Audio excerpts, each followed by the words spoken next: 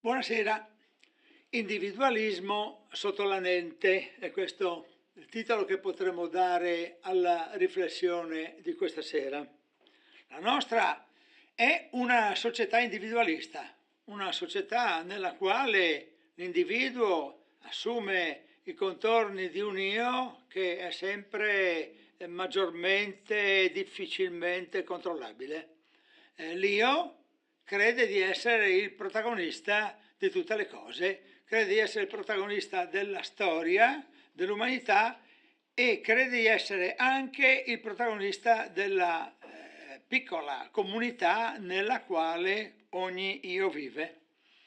È abbastanza corretto pensare che l'identità è un atto positivo nella nostra personalità. È un fatto positivo che ognuno di noi si senta individuo e si senta identità, ma la differenza tra l'identità, tra l'essere identificato con qualche cosa, con un gruppo sociale, con un pensiero di varia natura, e l'individualismo è sentirsi al di sopra degli altri, la differenza appunto sta in quel punto di equilibrio che la scrittura, la parola di Dio, ci invita sempre ad avere. Vorrei cominciare questa riflessione con la lettura di Proverbi 18, ma prima ancora con una preghiera.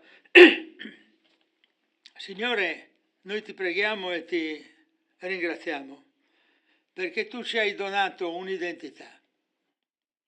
Signore, noi che siamo qui abbiamo avuto l'identità cristiana perché siamo stati sigillati da te, Signore. Amen.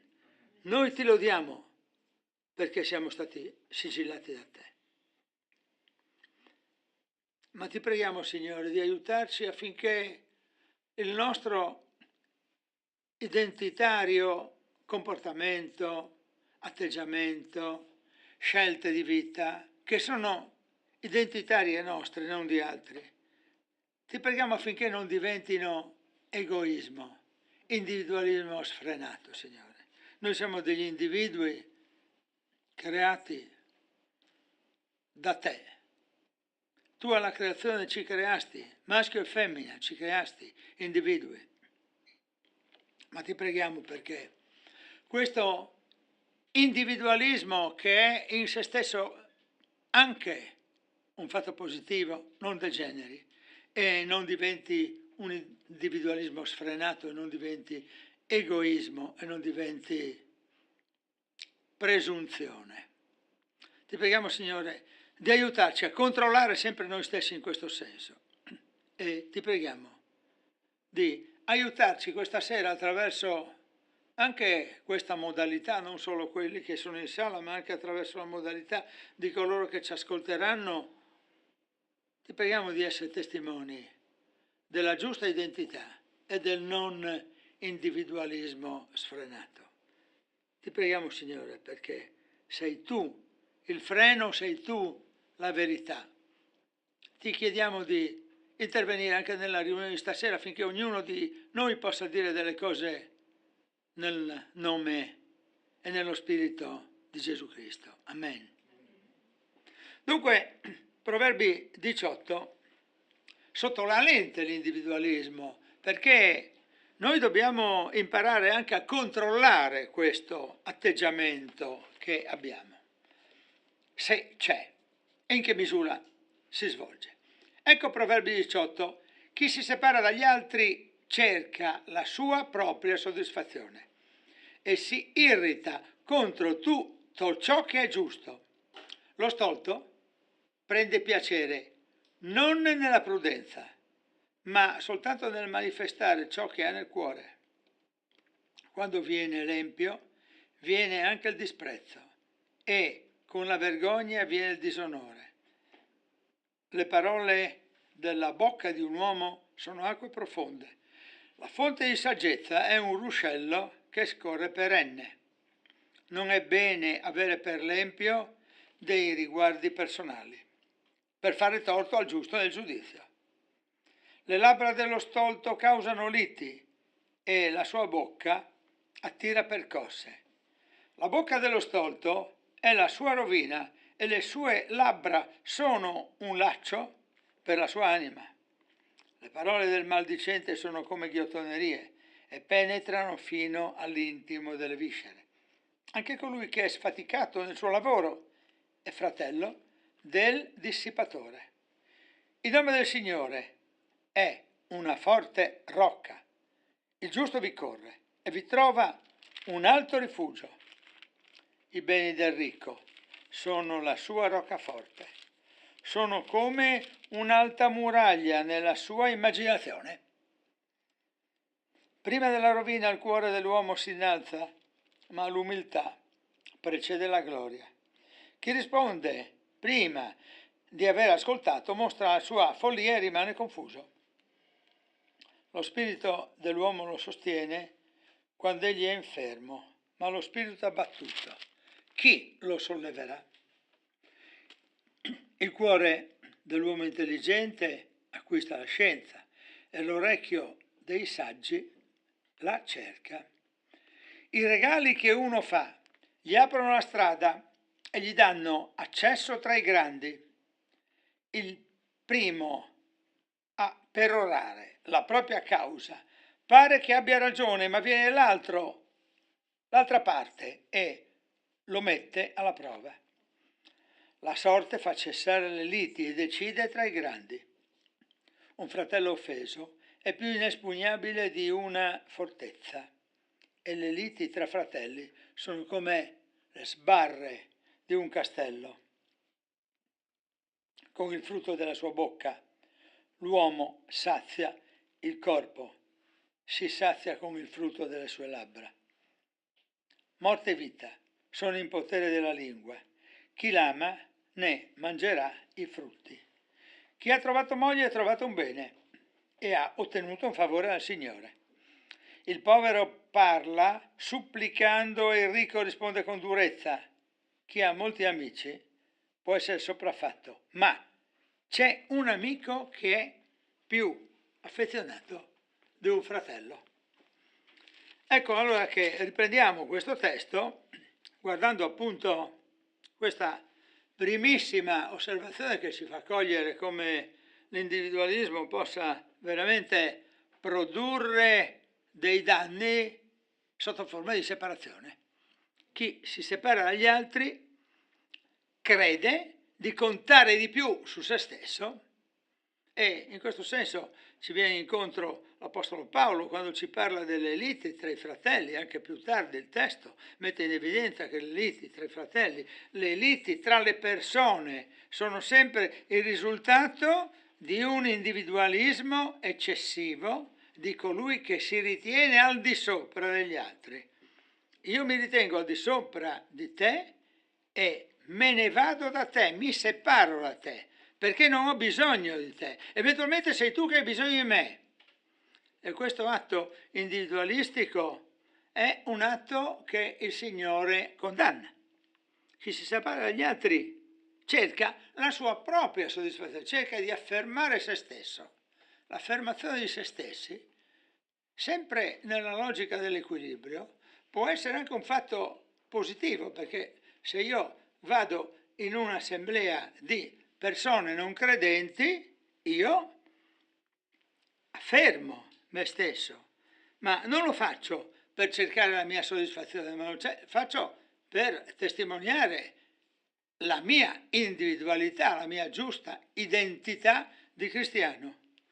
Quando mi comporto con superbia, vengo meno a queste osservazioni. Mi separo. Qualche volta separarsi lo intendiamo come andarsene, ma qualche volta ci si può separare anche nell'ambito della stessa struttura comunitaria, ci si può separare nell'ambito della stessa casa, si possono separare i genitori dai figli, le mogli dai mariti. Io me ne sto per conto mio e lui se ne sta per conto suo. Una specie di pace apparente che nasconde l'individualismo di chi non si sente di affrontare un discorso nella logica del noi. Il sé conta più del noi, invece bisogna che il noi come comunità, come gruppo di persone, come famiglia, sia superiore al sé. Vi faccio osservare un altro passaggio. La saggezza, vedete? La fonte di saggezza è un ruscello che scorre perenne. Mi piace molto questo passaggio, perché quando noi pensiamo a un ruscello, pensiamo a un corso d'acqua. Un corso d'acqua, io lo voglio pensare non inquinato, un corso d'acqua che scorre e che lascia proprio quasi un canto, no? Perché io credo che non sia troppo poetico pensare che un ruscello che si muove nel letto di un fiume lascia quasi un canto. C'è qualcuno anche che ha individuato dei canti cristiani su questo particolare, che si sente il ruscello mormorare, e questo ruscello che mormora sembra quasi che sia una lode all'Eterno. In effetti la saggezza è una fonte di scorrimento perenne. Quando la fonte di saggezza è un ruscello che sconta, che è perenne, ecco che allora le parole di una bocca, le parole di un uomo sono parole moderate, sono parole tese alla qualità della vita, sono parole tese al riconoscimento, alla propria identità, ma anche del rispetto dell'identità degli altri, quindi non a un individualismo in questo senso, sono parole di lode all'Eterno.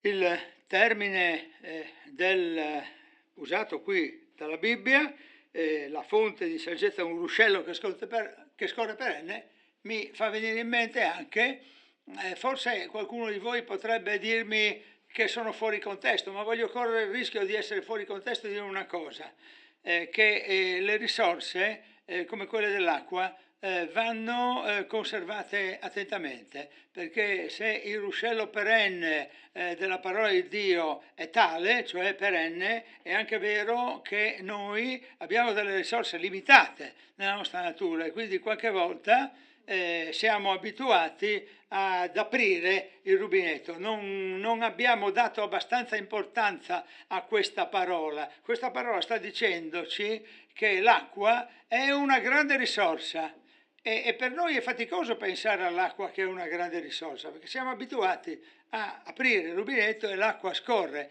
ma questa gente di questi tempi storici doveva recarsi con fatica a raccogliere l'acqua presso i ruscelli, e quindi proviamo a pensare quanta preziosità c'è in questo versetto. Io ho proprio bisogno della saggezza, come ho bisogno dell'acqua, sembra quasi che la parola di Dio ci dica, no? Anche senza quasi, secondo quello che mi suggerisce questo versetto, perché è una fonte e allora la fonte scorre sempre, però è vero che la fonte scorre sempre, ma in questo momento storico noi dobbiamo stare attenti anche alle fonti dell'acqua. Andiamo a un altro aspetto dell'individualismo come autocelebrazione di se stesso, quello sfaticato. Un individualismo che si esprime nel lavoro, ovvero nel non lavoro. Io sono così padrone della mia vita, sono così individualista, devo stare attento quindi alla famosa lente, la lente deve inquadrare anche il mio io quando sono al lavoro. Sono io colui che cerca di evitare i fastidi, le rogne, le fatiche che le lascio per gli altri, oppure devo essere attento anche a questo, perché qui abbiamo trovato questo passaggio, no? Che anche colui che è sfaticato, che cerca di evitare le fatiche, è una figura che assomiglia al dissipatore, tant'è vero che il versetto 9 dice anche colui che è sfaticato nel suo lavoro è fratello del dissipatore. Dissipare vuol dire sprecare, vuol dire buttare fuori, vuol dire buttare via, e quindi non si dissipa, non si spreca, non si butta via se stessi. Quindi chi è individualista all'estremo crede, essendo sfaticato, di preservare se stesso, in realtà si butta via, si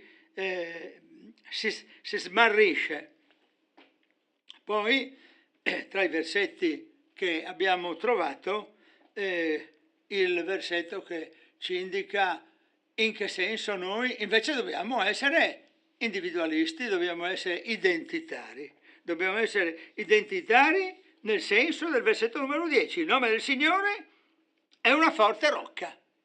Noi abbiamo il nome del Signore che è una forte rocca, come dice quel canto proprio del 500, forte rocca è il nostro Dio. È una forte rocca il Signore, e la rocca forte non cade, la rocca debole cade, e il nome del Signore è una rocca forte che non cade, e quando il giusto vi corre può stare tranquillo, perché può trovare in esso un forte rifugio. Anzi, l'aggettivo che ho usato, vedete, è un alto rifugio, perché più alta è la torre, più riuscivano nei tempi antichi a individuare i nemici di lontano e a prevenire i rischi delle aggressioni. E quindi la torre è veramente il simbolo di un elemento di protezione al quale noi associamo l'idea di Dio. Allora, qui il nostro individualismo e la nostra identità ci deve aiutare a riconoscere, la mia identità mi aiuta a riconoscere che la forte rocca è Cristo. Nella rocca di Cristo, che in altre parole, in altre parti della scrittura viene chiamata anche roccia, io posso affidarmi, e mi sembra molto bello proprio il passaggio del versetto numero 10, quando dice il nome del Signore è una forte rocca. Il nome è il nome, la presenza, l'identità, l'individualità del Signore, che il Signore attraverso Gesù Cristo ha espresso proprio tutto il contrario dell'individualismo. Ha espresso l'identità, ma ha espresso un'identità amorosa, assoluta e perfetta. E quindi bisogna cercare di entrare nella dinamica di un Dio che rappresenta per noi l'alto rifugio, la forte rocca, la forte torre, con le parole del versetto numero 10, la forte torre.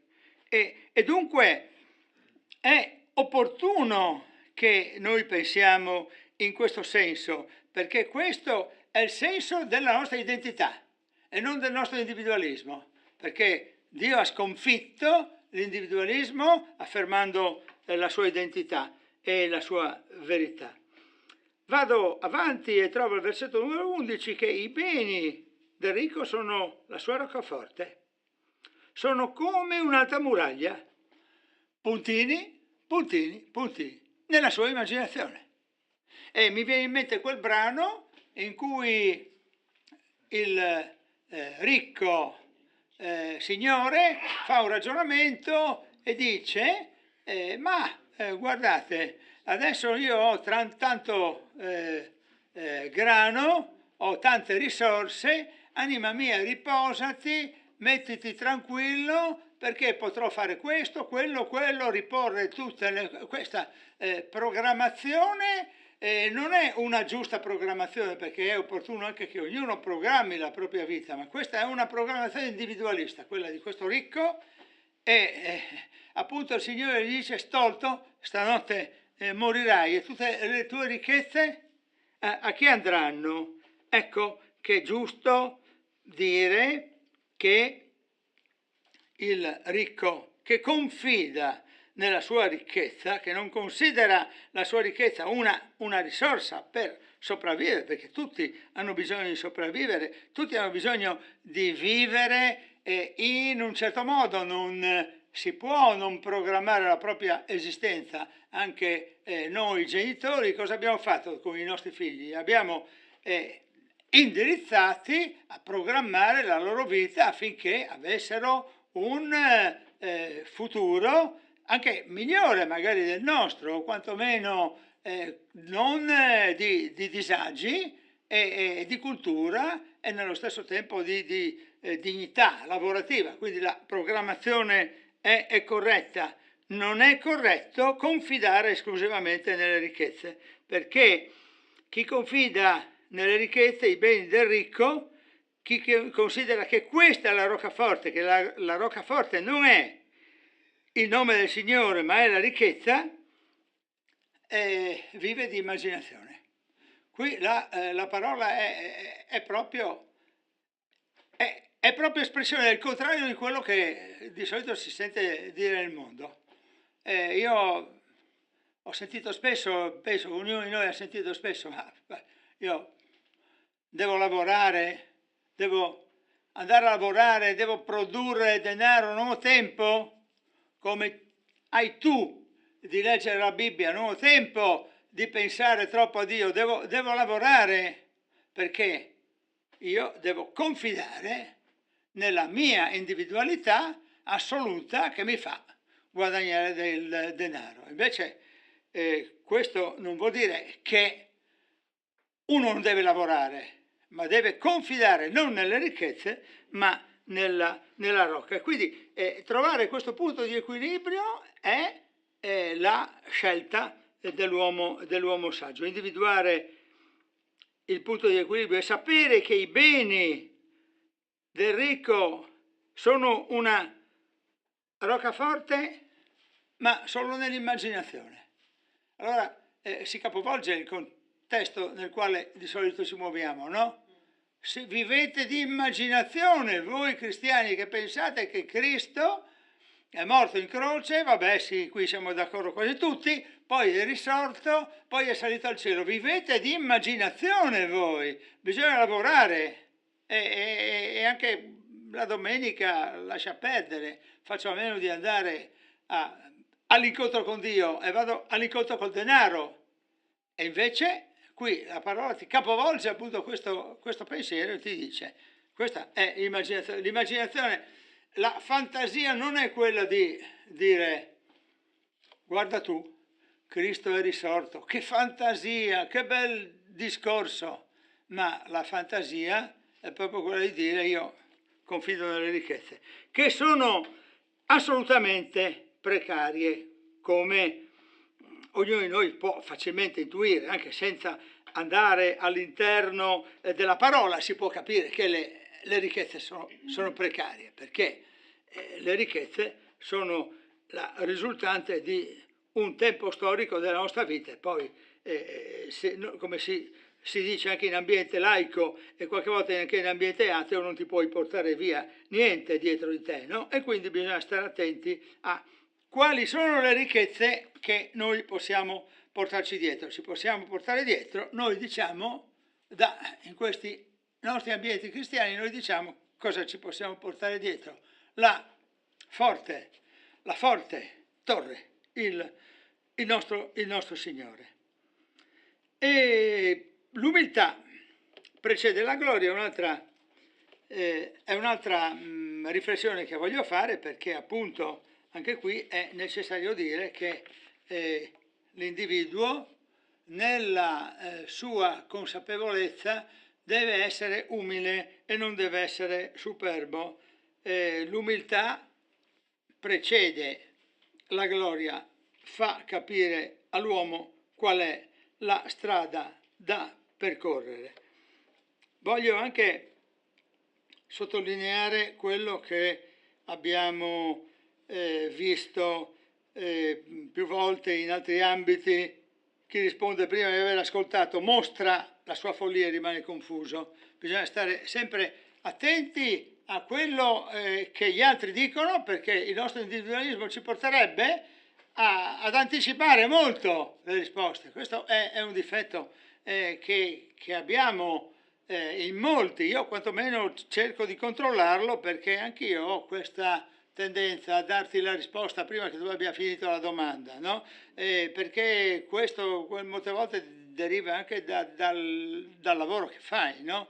Io avendo lavorato con i ragazzi molte volte mi trovavo a fare le domande, a dover dare anche le risposte, così dopo il voto lo davo a me stesso e non a loro. Però questa identità professionale che qualcuno di noi ha, perché qualcuno di noi è abituato nel mondo del lavoro a fare questa attività di dare la domanda e la risposta, deve essere controllata, perché dopo lo esprimi anche in altri ambiti. E appunto chi risponde prima di aver ascoltato mostra la sua follia, ma rimane confuso addirittura, quindi la parola di Dio ci sta dicendo proprio che rimane confuso.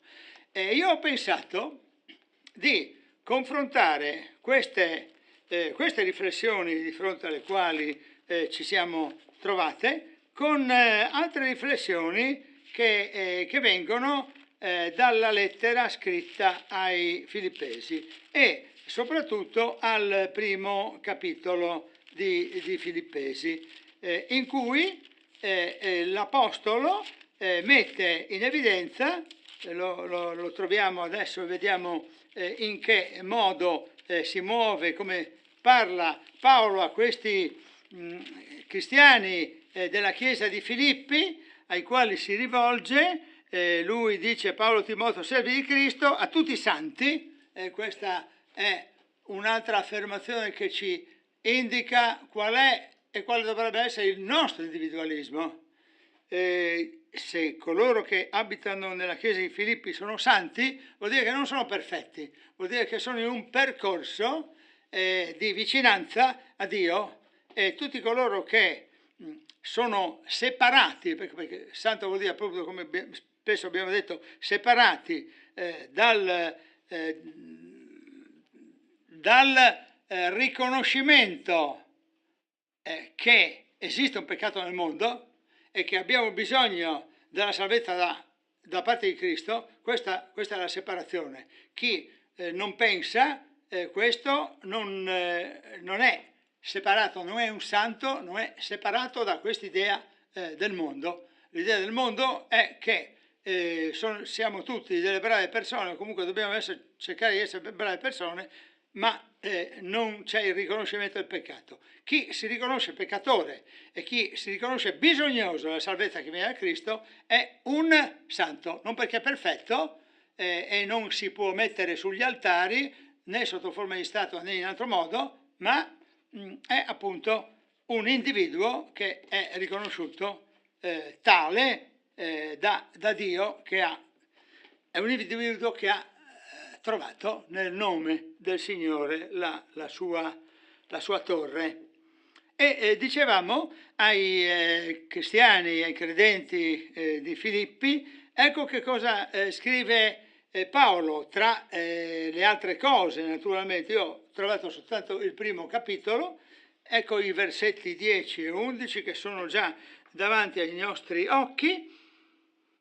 Dunque, perché possiate apprezzare le cose migliori, affinché siate limpidi e irreprensibili nel giorno di Cristo, ricolmi di frutti di giustizia che si hanno per mezzo di Gesù Cristo, a gloria e lode di Dio.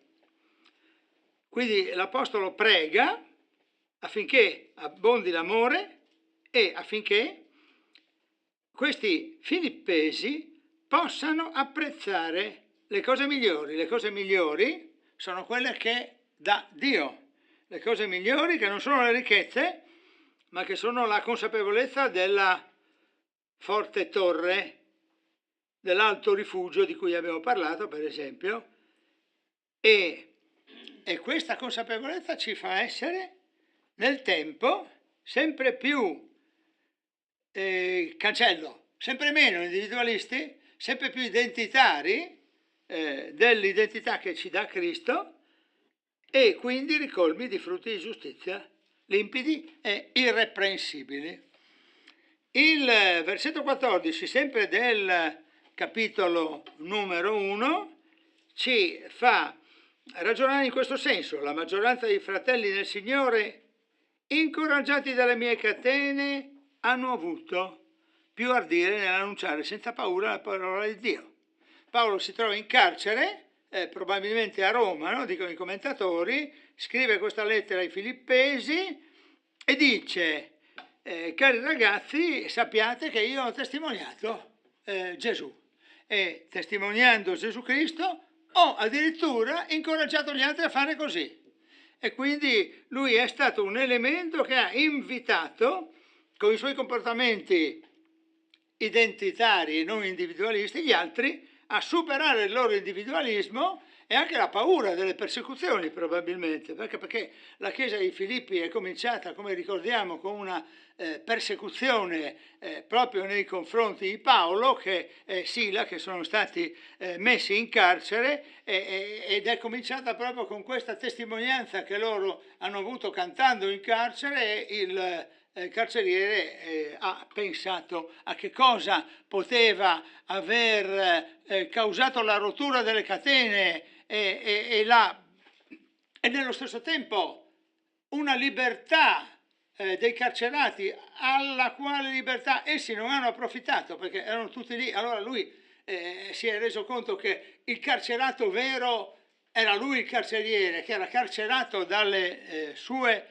non conoscenze, la sua era una prigionia spirituale, e ha trovato la libertà in Cristo. La Chiesa di Filippi è cominciata così, e qui Paolo sta dicendo ai Filippesi, che probabilmente sapevano questo episodio, non lo so, la scrittura non dice, ma probabilmente sapevano, che appunto la maggioranza dei fratelli nel Signore sono stati incoraggiati. Il fatto che io sia stato in catene a proclamare Cristo e non me stesso, perché Paolo ha proclamato Cristo e non se stesso, ecco che ha determinato questa libertà e nello stesso tempo questa identità degli altri.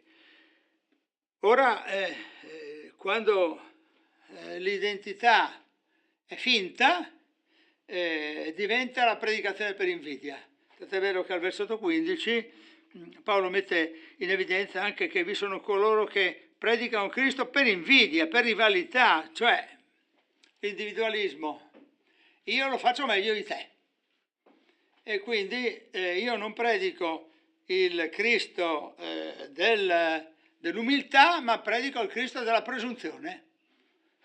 Io voglio farti vedere che sono più bravo di te, e in questo senso non c'è il buon animo. Invece ce ne sono altri che lo predicano di buon animo. Bisogna predicare Cristo di buon animo.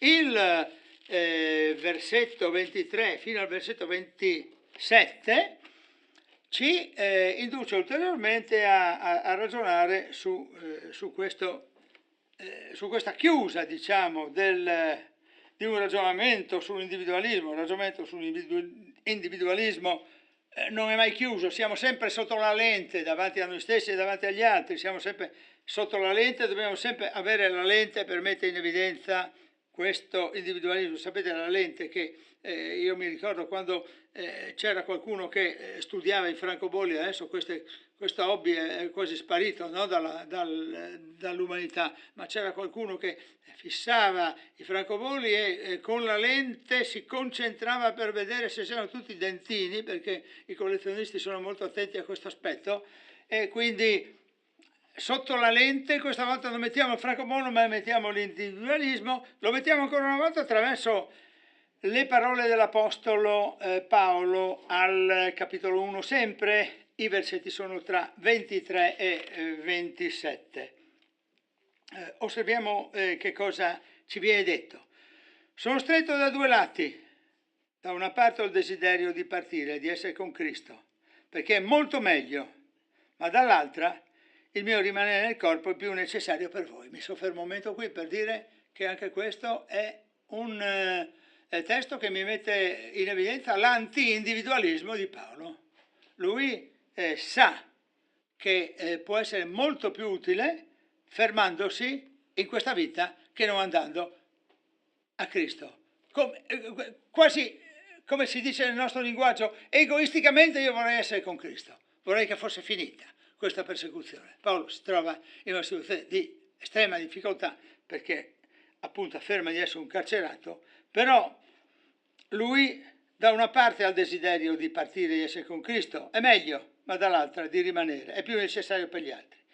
Ho questa ferma fiducia, vado avanti con la parola, che rimarrò e starò con tutti voi per il vostro progresso e per la vostra gioia nella fede, affinché a motivo del mio ritorno in mezzo a voi abbondi il vostro vanto in Gesù Cristo. Soltanto, ecco, su questo aspetto noi dobbiamo concentrarci, perché è proprio questo il senso del non individualismo, dell'identità, perché noi abbiamo cercato di mettere sotto la lente l'individualismo, ma nello stesso tempo lo facciamo con il termine identità. La nostra identità, che non è individualismo, ci dice soltanto, versetto 27, comportatevi in modo degno del Vangelo di Cristo, affinché sia che io venga a vedervi, sia che io resti lontano, senza dire di voi che siate fermi in uno stesso spirito, combattendo insieme con un medesimo animo per la fede del Vangelo. Che io ci sia o che non ci sia, comportatevi in modo degno del Vangelo di Cristo. Cioè, siate identitari, abbiate la vostra identità, non siate individualisti e comportatevi in modo che il Vangelo sia testimoniato anche dalle vostre parole, ma soprattutto dai vostri comportamenti, perché dalle parole è sempre più facile. Ecco, io mi soffermerei qui, chiuderei questa parte con una preghiera e poi ci colleghiamo con chi ha il segnale per poter rimanere con noi. Signore che sei nei cieli, lode a te, perché noi anche stasera abbiamo potuto proclamare che tu sei una grande e preziosa torre, Signore, che tu sei un'alta torre. Signore, noi abbiamo potuto questa sera dire ancora una volta che tu sei il nostro Dio, e il nostro Dio Gesù Cristo, che ci ha redenti e ci ha fatto diventare limpidi, puliti. Abbiamo ancora dei difetti, Signore, ma lo sporco del peccato è stato cancellato. E ti lodiamo per questo, Signore, perché solo attraverso l'opera di Cristo sulla croce poteva esserci questo passaggio.